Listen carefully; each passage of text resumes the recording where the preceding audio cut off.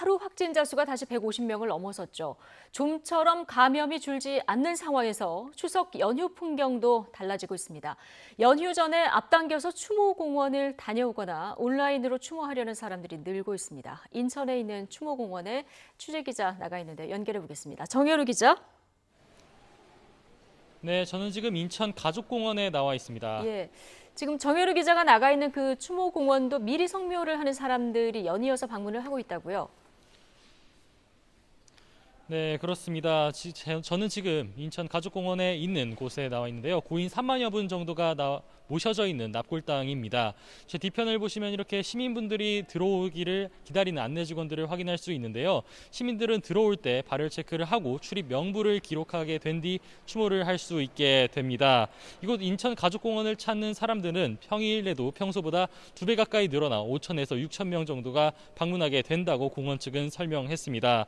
성묘객이 이렇게 미리 늘어난 건 이곳 추모공원이 추석 연휴 동안 화장장을 제외하고는 전면 폐쇄되기 때문입니다.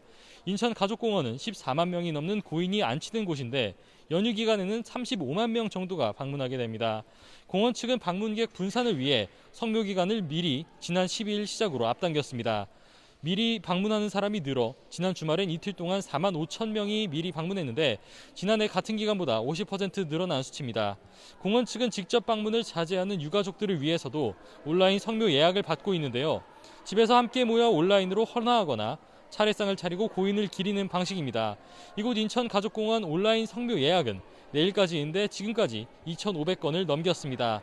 공원 측은 인천 외 지역에서 온라인 성묘를 신청한 인원 비율은 18%라며 추석 기간 중 이동 자제가 어느 정도 이루어지고 있다고 설명했습니다.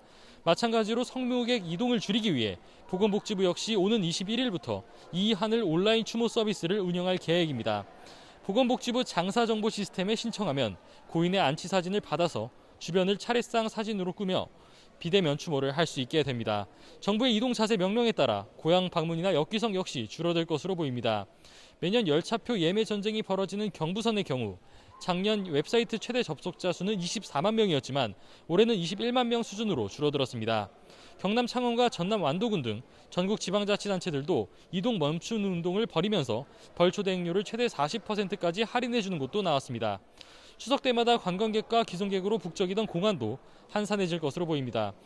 국제선은 탑승이 자가격리 등으로 제한되어 있고 국내선 항공편도 예약이 줄었습니다. 실제로 제주항공의 경우 오는 29일부터 다음 달 4일까지 예약률은 60% 수준에 머물러 있습니다. 지금까지 인천 가족공원에서 YTN 정현우입니다.